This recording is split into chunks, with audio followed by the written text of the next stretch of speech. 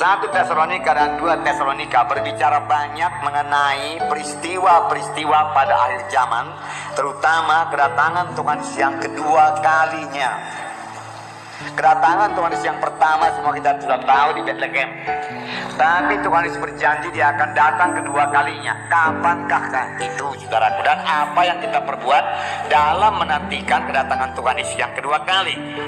Nah, Paulus berkata dalam suratnya kepada sidang Tesalonika, perkara ini perlu kamu ketahui supaya kamu jangan bingung, jangan takut dan jangan tertipu oleh orang lain, oleh nubuat, oleh guru-guru palsu. Kamu jangan tertipu. Dan supaya kamu tahu mempergunakan waktu-waktu yang masih ada dalam menantikan kedatangan Tuhan kedua kali ini, supaya jangan ada waktu-waktu yang sia-sia atau dipakainya menunggu-nunggu saja dan tidak bekerja sama sekali. Nah, saudara, dalam menantikan kedatangan Tuhan Yesus ya kedua kali, dalam masa penantian tersebut, saudara, kita harus bertambah-tambah rajin. Amin. Bertambah-tambah rajin kematian, rajin melayani, bertambah-tambah berbuah. Firman Tuhan berkata, pohon yang tidak berbuah ditebang. Bertambah-tambah dalam disiplin. Amin, saudaraku. Disiplin. Bertambah-tambah suci, berjalan dalam ruh. Dan bertambah-tambah dalam pelayanan, supaya kita menginjil dan memuridkan. Amin. Inilah yang kita kerjakan, saudaraku sebagian, dalam menantikan kedatangan Tuhan Yesus yang kedua kali. Mari kita baca lebih dahulu dalam 2 Tesalonika pasal 2 ayat 1 sampai 4. Tentang kedatangan Tuhan kita Yesus Kristus dan terhimpunnya kita dengan Dia, kami minta kepadamu saudara-saudara, supaya kamu jangan lekas bingung dan gelisah, baik oleh ilham roh maupun oleh pemberitaan atau surat yang dikatakan dari kami, seolah-olah hari Tuhan telah tiba. Janganlah kamu memberi dirimu disesatkan orang dengan cara yang bagaimanapun juga. Sebab sebelum hari itu haruslah datang dahulu murtad, dan haruslah dinyatakan dahulu manusia durhaka yang harus binasa, yaitu lawan yang meninggikan diri di atas segala yang disebut atau yang disembah sebagai Allah. Bahkan ia duduk di bait Allah dan mau menyatakan diri sebagai Allah. Paulus berkata mengenai kedatangan Tuhan kedua kali, janganlah kamu lekas bingung, jangan gelisah, baik oleh ilham roh maupun dia katakan oleh pemberitaan atau surat yang katanya datang dari kami, yang mengatakan hari Tuhan itu sudah tiba. Paulus berkata belum tiba. Jangan kamu bingung, dia katakan. Jangan kamu bingung, jangan gelisah. Sudah tahu yang dimaksud dengan hari Tuhan, yaitu hari kedatangan Tuhan Yesus yang kedua kali. Dia pasti datang. Amin, saudara. Itulah saat yang sangat menggembirakan dan sangat kita tunggu-tunggu. Nah, saudara, kedatangan Tuhan Yesus yang kedua kali terdiri dari 2 bahagian, 2 tahap. Amin. 2 tahap, ya. Tahap pertama, tidak sampai ke bumi. Amin. Dia di awang-awang, dan orang percaya naik bertemu Tuhan di awang-awang, lalu masuk ke sorga, terima pahala-pahala. Di bumi terjadi kesengsaraan besar, lamanya 7 tahun, 2 kali 3,5 tahun. Nah, lalu sesudah 7 tahun itu, sesudah berapa tahun? 7 tahun, sudah 7 tahun kita di sorga, saudara. Kita turun kembali ke bumi bersama-sama dengan Yesus. Dan pada waktu itu Tuhan Yesus menjejakkan kakinya di Bukit Zaitun sampai ke dunia ini. Amin. Tidak di awal-awal lagi. Betul-betul dia memerintah, dan dia mengalahkan antikristus, dan dia mendirikan kerajaan 1000 tahun. Amin. Semua itu ada ayat-ayatnya, saudara. Ada yang menahan kejahatan sekarang ini. Ada yang menahan kemurtatan sehingga tidak lepas dari kekangan 100%. Ada yang menahan. Firman Tuhan berkata, ada yang menahannya sehingga dia tidak bebas merusak manusia ini. Tidak bebas membawa manusia ini berontak kepada Tuhan. Tetapi kelak yang menahan itu disingkirkan. Pada waktu itulah mereka tidak punya kekangan lagi. Dan mereka akan jahat sama sekali. Mereka tidak terkendali lagi. Mereka akan berbuat jahat semau-maunya. Di bawah pimpinan si pendurhaka atau antikristus.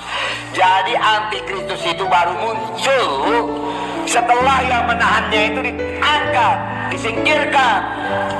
Sekarang siapakah yang menahannya itu, saudara? Saudara, yang menahannya dua-dua secara betul.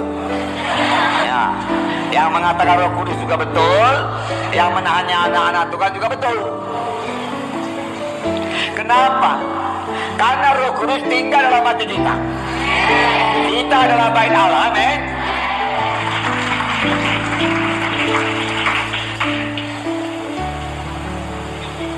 Roh Kudus kita katakan ada di gereja. Mengapa Roh Kudus ada di gereja? Karena anak-anak Tuhan ada di situ. Tapi dia tinggal dalam baitnya, yaitu kita ini. Dia tinggal dalam saya, dia tinggal dalam saudara.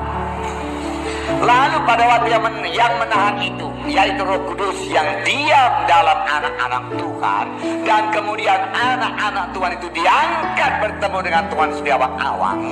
Roh Kudus tidak ada lagi di bumi ini, saudaraku. Tidak ada yang menahan kejahatan lagi. Tidak ada yang menahan pemberontakan lagi. Itu ngeri sekali, saudaraku. Ngeri. Kejahatan akan luar biasa jahatnya, kenajisan akan luar biasa najisnya, pemberontakan akan luar biasa berontaknya. Dipimpin oleh antikristus, saudaraku. Maunya jangan seorang pun di antara kita tinggal pada waktu itu. Dan memang tidak akan ada di antara kita yang tinggal, karena semua kita percaya kepada Tuhan Yesus. Amin. Hanya Tuhan minta kita semua berjaga-jaga, berjaga-jaga. Amin, saudara. Supaya jangan kedatangan Tuhan yang kedua kali itu sebagai pencuri. Kedatangan Tuhan kedua kali sebagai pencuri hanya kepada mereka yang tidak berjaga-jaga. Tetapi kepada yang menunggu-nunggu kedatangan Tuhan kedua kali, saudaraku, maka kedatangan Tuhan Yesus tidak akan sebagaimana pencuri. Mereka sudah siap. Rindulah kedatangan Tuhan yang kedua kali. Adakah saudara rindu, saudaraku? Itulah pengharapan orang Kristen, saudara. Luar biasa itu, saudaraku. Amin. Luar biasa. Nah, Tuhan ini sudah menjanjikan ini beberapa banyak ayat mengatakan bahwasanya Yesus akan datang kedua kali. Jadi itu tak dapat tiada pasti digenapi. Pasti digenapi. Dalam Yohanes 14 ayat 2, saya bacakan Yohanes 14 ayat 2 dan 3. Di rumah Bapa-Ku banyak tempat tinggal. Jika tidak demikian tentu aku mengatakannya kepadamu. Sebab aku pergi ke situ untuk menyediakan tempat bagimu. Amin. Jadi ada tempat di sorga, di rumah Bapa-Ku. Di manakah rumah Bapa? Di sorga. Ada rumah saudara di sorga. Amin. Ayat 3, dan apabila aku telah pergi ke situ dan telah menyediakan tempat bagimu, aku akan datang kembali. Aku akan datang kembali. Amin. Ya. Aku akan datang kembali dan membawa kamu ke tempatku, supaya di tempat di mana aku berada, kamu pun berada. Amin. Bersama-sama dengan Yesus. Kemudian ayat 28. Yohanes 14 juga. Kamu telah mendengar bahwa aku telah berkata kepadamu, aku pergi Tetapi aku datang kembali kepadamu. Aku pergi sekarang, tapi aku datang kembali kepadamu. Begitulah besarnya kasih Tuhan Yesus, saudara.